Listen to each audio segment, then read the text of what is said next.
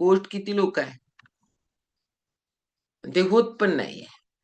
त्याच्यामुळं आपल्याला ना आज भारी दिवस भेटतो आपल्याला, की डॉक्टरांच्याकडनं ऐकायला भेटतं. आणि हा खूप मोठा आणि खूप ज्वलंत प्रश्न आहे. कारण पीसीओडी ऐकून पण माहिती नव्हतं. आता या सहज सहज बोलायला लागलेत, सहज सहज. सुशिक्षित अशिक्षित सगळ्यांना शरीर आहे. आणि त्यामुळं हे सगळे प्रॉब्लेम्स अगदी सर्रास व्हायला लागलेत आणि त्याच्याबद्दलची माहिती घ्यायला लागलोय आपण. जाणार आहोत आता आपण डॉक्टर नेहाताईंच्याकडे. जोरदार क्लॅपिंग करू आपण आणि एकदा स्वतःला शाबासकी द्या. 20 मिनिटं आपल्याला डॉक्टरांच्याकडं घरात बसून कळायला लागले माहितीये का? त्याच्यासाठी स्वतःला प्राउड फील करायला पाहिजे आपण. एवढे भारी नॉलेज घरात बसून भेटायला लागलंय. Continue. Sumit sir all mute टाका. येस मॅडम अनम्यूट करा. येस. Good morning all. मी डॉक्टर नेहा जाधव. मी कोल्हापूरचीच आहे. गेली 28+ वर्ष मी स्वतःची प्रॅक्टिस करते आणि दवाखाना आहे माझा स्वतःचा कोल्हापूरमध्येच. मी शतायुषी फॅमिलीमध्ये जॉईन झाले 1 वर्षापूर्वी. 1 वर्षापूर्वी जॉईन झाले ते माझं आणि माझ्या मुलाचं वाढलेलं वजन यासाठी. आम्ही जॉईन झालो, मॅरेथॉन स्टार्ट झाली. 40 दिवसाच्या मॅरेथॉन मध्ये भाग घेतला आणि माझं पहिल्या 40 दिवसातच जवळजवळ 10 किलोचा वेट लॉस आणि माझ्या मुलाचा पहिल्या 40 दिवसातच जवळजवळ 15 किलोचा वेट लॉस झाला. वेट लॉस झाला आणि त्याच्यासोबत जे त्याच्या अनुषंगाने येणारे जसं टाचदुखी आहे, गुडघेदुखी आहे, कंबरदुखी आहे, फ्रोझन शोल्डर आहे, या सगळ्या गोष्टी माझ्या हळूहळू कमी होत गेल्या. केस गळत होते, झोप लागत नव्हती. स्किनचा एक बेस्ट रिझल्ट आहे माझा, की मला फंगल इन्फेक्शनचा खूप त्रास व्हायचा. म्हणजे गेले 8 वर्षापासून मला फंगलची डेली 1 गोळी खायला लागायची. पण जसं जसं हे न्यूट्रिशन माझ्या पोटात जायला लागलं, तसं तसं माझं गट हेल्थ सुधारायला लागलं आणि मला स्किनचा खूप छान रिझल्ट आला. कमीत कमी एक 20 ते 25 दिवसातच माझं फंगल इन्फेक्शन म्हणजे स्किनला जे रॅशेस यायचे, खाज व्हायची, ते पूर्णपणे गेलं. आणि माझ्या मुलाचं पण वजन वाढलं होतं, त्याच्यामुळे त्याचा बीपी एक दिवशी शूट झाला होता 180, वय वर्ष 25, वजन 132 किलो. पण जसं त्याचं वेट लॉस होत गेला तसं त्याचा बीपी पण कंट्रोलमध्ये आला आणि आता आम्ही हॅपी आणि हेल्दी आहोत. तर मागच्या आठवड्यात आपण बोललो होतो पीसीओडी बद्दल. पीसीओडी म्हणजे काय आहे, तर पॉलिसिस्टिक ओव्हॅरियन डिसीज आहे. त्याच्यामध्ये कसं पाळीच्या संदर्भातले जे आपल्याला लक्षणं दिसून येतात त्याच्याबद्दल आपण बोललो होतो. पीसीओडी बरोबरच आपला एक नेहमी एक बोलण्यात शब्द येतो की पीसीओडी, पीसीओएस. आता पीसीओडी आणि पीसीओएस याच्यामध्ये नेमका काय फरक आहे त्याच्याबद्दल आपण बघू. पीसीओडी म्हणून म्हणजे काय मी सांगितलं की पॉलिसिस्टिक ओव्हॅरियन डिसीज. ह्याच्यामध्ये काय होतंय, डिसीज म्हणजे काय तर आजार आपण म्हणतोय. तर आजार रिलेटेड हा पीसीओडी रिलेटेड आहे तर एका ऑर्गनशी रिलेटेड, म्हणजे फक्त ओव्हरीशी रिलेटेड की ओव्हरीचं फंक्शन जे आहे ना त्या फंक्शन मध्ये इम्बॅलन्स म्हणजे ओव्ह्युलेशन न होणे ह्याच्याशी रिलेटेड आहे. म्हणजे आपण म्हणतो की ओव्ह्युलेशन कधी होते, तर आपल्याला सगळ्यांनाच माहिती आहे की पाळीच्या दर महिन्याला आपल्याला पाळी येत जाते. मेनोपोज पासून मेनार्की पासून मेनोपोज पर्यंत म्हणजे रजो निवृत्ती प्रवृत्तीपासून रजो निवृत्तीपर्यंत प्रत्येक महिन्याला एक स्त्री बीज शरीरामध्ये तयार होत असते. 14व्या ते 15व्या दिवशी म्हणजे पाळीच्या 14-15व्या दिवसापर्यंत एक स्त्री बीज तयार होते. त्याला म्हणतोय आपण ओव्ह्युलेशन. आणि हे ओव्ह्युलेशन जर त्या दरम्यान जर गर्भधारणा झाली नाही तर हे शेड आउट होते म्हणजे नेक्स्ट पिरियड येते. हे आपलं थ्रू आउट आपलं जे रिप्रोडक्टिव्ह लाईफ असते म्हणजे जे आपलं प्रजनन दिवस असतात त्याच्यामध्ये हे कंटिन्युअस चालू असते.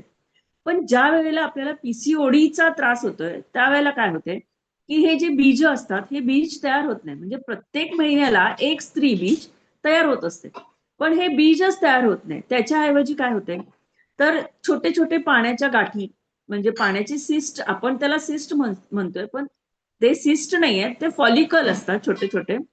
त्यात काय होते की स्त्री बीज जे पूर्ण पक्व व्हायला पाहिजे ते पक्व होत नाही आणि ओवम म्हणजे स्त्री बीज तयार होत नाही. हे एकही स्त्री बीज तयार न झाल्यामुळे त्याच्या संदर्भातले म्हणजे पाळी अनियमित, अतिरक्तस्राव आणि पुढे जाऊन इनफर्टिलिटी म्हणजे मूल न होणे, वंध्यत्व, ही लक्षणं आपल्याला साधारणतः पीसीओडी मध्ये दिसून येतात. मग आता पीसीओएस मध्ये काय वेगळं आहे, तर पीसीओएस मध्ये काय वेगळं आहे, जसं मी सांगितलं की पीसीओडी मध्ये फक्त ओव्हरीच्या संदर्भातले आपल्याला लक्षणं दिसून येतात. पण PCOS मध्ये अनेक ऑर्गन्स याच्यामध्ये त्याच्या फंक्शनमध्ये त्याच्या कामामध्ये डिफेक्ट व्हायला लागतो, म्हणजे त्याचे कामकाज होत नाही व्यवस्थित. एकच ऑर्गन नाही तर अनेक ऑर्गन शरीरातले अफेक्ट झालेले दिसून येतात. जसे की स्किन मध्ये चेंजेस. तर स्किन एक मोठा ऑर्गन आहे, तर ओव्हरीमध्ये जर इम्बॅलन्स झाला तर स्किन मध्ये कसं लक्षणं दिसतात, तर फेशियल हेअर्स. मी मागच्या याच्या वेळेला तुम्हाला सांगितलं की PCOD मध्ये जी जी लक्षणं आहेत ती त्या त्या अनुषंगाने PCOS मध्ये पण दिसतात. एवढे फेशियल हेअर असतात थोड्याफार प्रमाणात, म्हणजे PCOD मध्ये थोडं कमी प्रमाण असेल, पण PCOS मध्ये फार जास्त प्रमाणात इतके चेहऱ्यावर केस असतात की कळत नाही की हा चेहरा पुरुषाचा आहे का स्त्रीचा आहे. एवढ्या जास्त प्रमाणात फेशियल हेअर दिसून येतात. आणि स्किनचा इतर हे लक्षणं म्हणजे हेअर लॉस, की खूप प्रमाणात हेअर लॉस होत असतं. आता ही लक्षणं येतातच, त्याच्या अनुषंगाने पुढे जाऊन थायरॉइड, शुगर, बीपी ह्याची सुद्धा लक्षणं हळूहळू दिसू लागतात. म्हणजे हळूहळू बीपी वाढणे किंवा शुगर लेवल ब्लड मधली वाढत जाणे, HbA1c वाढत जाणे, ह्या गोष्टी हळूहळू आपल्याला दिसून येतात. आता मी PCOD मध्ये लक्षणं काय सांगितली? Abnormal hair growth, abnormal dark circles, नंतर पिंपल्स येणं, इरेग्युलर मेन्सेस, मूड स्विंग्स आणि पुढे जाऊन लास्टली इन्फर्टिलिटी. आता एखाद्या स्त्रीला PCOS आहे म्हणजे सिंड्रोम म्हणजे काय, तर पूर्ण लक्षणांनी आधारित बहुतेक लक्षणांचा समूह म्हणजे सिंड्रोम. तर हे कसं ओळखायचं? तर त्याला मुख्य 3 क्रायटेरिया आहेत. सगळ्यात पहिला म्हणजे ओव्हरीच्या संदर्भातलं कारण म्हणजे काय, तर सोनोग्राफीमध्ये USG जे आपण म्हणतो की सोनोग्राफीमध्ये पॉलिसिस्टिक ओव्हरी हे दिसून येते. म्हणजे त्याचं जे आपण म्हटलं की खूप सारे ओव्हम्स फॉलिकल्स तयार झालेले आहेत आणि ओव्ह्युलेशन होत नाही. हे त्याच्यामुळे त्या ओव्हरीचा आकार हा खूप मोठा झालेला असतो. म्हणजे साधारण 10 cc असं आपण म्हणतो की 10 cc पेक्षा जास्त ओव्हरीचा साईज असतो आणि खूप सारे मल्टिपल इमॅच्युअर म्हणजे पक्व न झालेली स्त्रीबीज म्हणजे फॉलिकल्स असतात. नंतरचा जो क्रायटेरिया आहे तो म्हणजे मेल हार्मोन, ज्याचं प्रॉमिनन्स म्हणजे काय, तर मेल हार्मोन म्हणजे शरीरामध्ये स्त्रीच्या शरीरामध्ये मेल हार्मोन पण असतात आणि फिमेल हार्मोन पण असतात. म्हणजे दोन्ही हार्मोन दोघांच्याही शरीरात असतात. पण स्त्रियांमध्ये जे असतात ना ते फिमेल हार्मोनचं डॉमिनन्स असते आणि पुरुषांमध्ये असते ते मेल हार्मोनचं डॉमिनन्स, म्हणजे मोठ्या प्रमाणात त्याचा प्रभाव असतो. पण ज्या वेळेला PCOS चे लक्षणं दिसून येतात त्यावेळेला काय होते की जी पुरुषांमध्ये जी लक्षणं असतात, जसे हे ॲबनॉर्मल हेअर ग्रोथ, जसं चेहऱ्यावर, पाठीवर, काखेमध्ये जास्त, पोटावर, हातापायांवर, ह्या सगळ्या ठिकाणी ॲबनॉर्मल केसांची वाढ होणं. जसं पुरुषांमध्ये असतात तसं स्त्रियांमध्ये पण हे केस दिसून येतात प्रॉमिनेंटली, म्हणजे दिसून येईल इतकी जास्त प्रमाणात त्याची वाढ झालेली असते. आणि रक्ताच्या चाचण्यांमध्ये सुद्धा आपण जे मेल हार्मोन आहेत त्याचं प्रमाण वाढलेलं दिसून येते. हा एक क्रायटेरिया झाला. आणि तिसरा आहे की रिलेटेड टू सायकल्स, म्हणजे पाळीच्या संदर्भात जी लक्षणं आढळतात, जसं की अनियमित पाळी असते, अति रक्तस्राव होतो किंवा अतिशय कमी रक्तस्राव, पाळीचं टायमिंगच ठरलेलं नसते, कधी 1 महिन्यानी, कधी 2 महिन्यानी, कधी 3 महिन्यानी, एक स्त्रियांमध्ये तर 6-6 महिने पिरियड्स येत नाहीत. ही लक्षणं, हा झाला पाळीच्या रिलेटेड समूह. तर हे जे 3 क्रायटेरिया आहेत त्या 3 क्रायटेरिया लक्षण समूहांपैकी कोणतीही जरी 2 लक्षणं दिसली तरी सुद्धा आपण त्याला PCOS असं लेबल लावू शकतो. आता PCOS हे लक्षणं दिसतात का, तर ह्याच्यात सगळ्यात मुख्य कारण आहे ते म्हणजे हार्मोनल इम्बॅलन्स. स्त्री आणि पुरुष, मी मगाशी तुम्हाला सांगितलं की दोघांमध्ये पण स्त्री पुरुष हार्मोन असतात आणि ह्याच्यामध्ये स्त्रियांमध्ये फिमेल हार्मोन असतात, जसे की युस्ट्रोजन आहे, प्रोजेस्टेरॉन आहे, हे ते हार्मोन आहेत असतात. स्त्रियांची स्त्री हार्मोन आणि पुरुषांमध्ये टेस्टोस्टेरॉन सारखी हार्मोन असतात. ही दोन्ही हार्मोन दोघांमध्ये पण असतात थोड्याफार प्रमाणात. पण जेव्हा हा बॅलन्स बिघडतो, फिमेलमध्ये मेल हार्मोनचा डॉमिनन्स यायला लागतो किंवा जी मेल हार्मोन आहेत, पुरुषांची जी हार्मोन स्त्रियांच्या शरीरात आहेत, ती प्रॉपरली कन्व्हर्ट न झाल्यामुळे हे प्रोजेस्टेरॉनचं प्रमाण वाढते आणि युस्ट्रोजनचं प्रमाण कमी होते. आणि म्हणूनच जी पुरुषांमधली जी लक्षणं जी असतात जसं की अनावश्यक केस किंवा केस गळणं किंवा टक्कल पडणं, ह्या सगळ्या गोष्टी आपल्याला ही लक्षणं दिसून येतात. आणि जेव्हा मेल हार्मोनचं प्रमाण वाढतंय त्यावेळेला युस्ट्रोजेनचं प्रमाण कमी होते नॅचरली, आणि ते कमी झाल्यामुळे मग इकडे ओव्ह्युलेशन म्हणजे जी आपण स्त्रीबीज तयार होण्याची जी सायकल असते ती पण डिस्टर्ब होते, आणि मग इकडे पिरियड्सला गडबड, आणि मग परत ओव्ह्युलेशन होणार नाही, ओवम तयार होणार नाही, मग स्त्रीबीज तयार होणार नाही. आता हे जे हार्मोनची खेळ आहे तो मेल हार्मोनचा मेनली कनेक्टेड असतोय कशाला, तर इन्शुलिनला, इन्शुलिन रेजिस्टन्सला. इन्शुलिन हार्मोन ना हे सगळ्यात महत्वाचं हार्मोन आहे शरीरात, जे शरीरातल्या ग्लुकोजचं मेटाबॉलिझम म्हणजे त्याला कंट्रोल करते, शुगरला, शरीरातल्या ग्लुकोजला. आपण जे खातो ते ग्लुकोजमध्ये कन्वर्ट होते, आणि हे कन्वर्ट होऊन ते ग्लुकोजचं ऍब्झॉर्प्शन म्हणजे त्याचं शोषण करणं किंवा त्याचा मेटाबॉलिझम करण्याचं काम हे इन्शुलिनचं असतं. आता जर इन्शुलिनचं प्रोडक्शन म्हणजे इन्शुलिन निर्माण होणं आणि इन्शुलिन युटिलायझेशन म्हणजे त्याचा नीट वापर जर शरीरामध्ये झाला नाही, तर पुढे जाऊन आपल्याला मेटाबॉलिक डिसीजेस म्हणजे चयापचयाच्या संदर्भातली जी लक्षणं आहेत, जसं की सगळ्यात मोठं लक्षण म्हणजे वजन वाढ, हे दिसायला लागते. म्हणजे इकडे हार्मोन इम्बॅलन्स तुमचा झाला, इन्शुलिन रेजिस्टन्स झाला, की तुम्हाला उद्या पुढे जाऊन वजन अकारण म्हणजे विनाकारण वाढलेलं वजन हे दिसून येते. म्हणजे तुमचं डेली जे रुटीन आहे ते तेच असते, पण तसं अचानकच वजन वाढायला लागते. म्हणजे फिमेल हार्मोन, मेल हार्मोन आणि इन्शुलिन ह्या सगळ्यांचा एकमेकांशी असा कनेक्ट असतोय, आणि जर हा इम्बॅलन्स झाला तर तो इम्बॅलन्स हा पीसीओएसचा मूळ कारण आहे. तर आपण काम करताना सगळ्यात महत्वाचं, जर तुमचं मेटाबॉलिझम बिघडल्याने पुढे जाऊन तुम्हाला त्याच्याशी रिलेटेड, आता मेटाबॉलिझम बिघडल्यामुळे त्याच्यामुळे पुढे होणारे आजार कुठले, तर बीपी आहे, थायरॉइड आहे, डायबिटीस आहे. ही लक्षणं हळूहळू दिसायला लागतात, आणि काही बाबतीत पुढे जाऊन हार्टच्या रिलेटेड सुद्धा लक्षणं प्रॉब्लेम यायला लागतात. अगदीच सिरियस म्हणजे पुढे जाऊन मी म्हणेन की एंडोमेट्रियम कॅन्सर म्हणजे गर्भाशयाची जी आतली आवरण असते एंडोमेट्रियम, त्याचं सुद्धा कॅन्सर होण्याची शक्यता असते. का, तर ह्याच्यात मूळ कारण काय आहे की ज्या वेळेला पिरियड्स येत नाहीत, म्हणजे आता पिरियड्स महिन्याच्या महिन्याला यायला पाहिजे, हा एंडोमेट्रियम आहे म्हणजे गर्भाशयाची आतली जी भिंत आहे, ती जेव्हा पिरियड्स येतात तेव्हा ती शेड आउट होऊन जाते, म्हणजे निघून जाते, पडून जाते. पण जर पिरियड्सच 2-2, 3-3 महिन्याने आल्या नाही, तर ते पेशी आहेत त्या एंडोमेट्रियमच्या किंवा गर्भाशयाची जी भिंत आहे ती जाड जाड व्हायला लागते, आणि मग तिथूनच पुढे ते एंडोमेट्रियल कॅन्सर कडे जाऊ शकते. आता सध्या बघा, स्त्रिया, तरुण मुली ह्यांचा आपण जीवनशैलीचा विचार केला तर आपण बघतोय की फास्ट फूड आहे, जंक फूड आहे, याचा खूप अति प्रमाणात वापर झालेला आहे.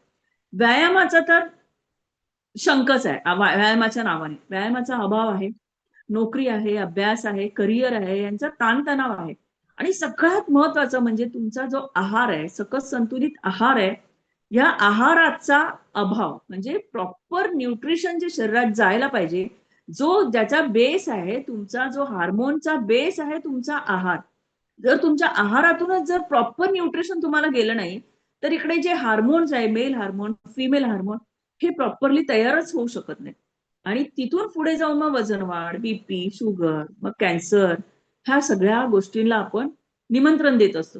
आता म्हणूनच सुरुवातीच्या काळातच पीसीओएसचं निदान होणं हे खूप गरजेचं आहे, आणि योग्य वेळी पीसीओएसचं झालेलं निदान आपल्याला पुढे जाऊन हे जे मेटाबॉलिक डिसीजेस आहेत त्यापासून आपल्याला नक्कीच वाचवू शकतं.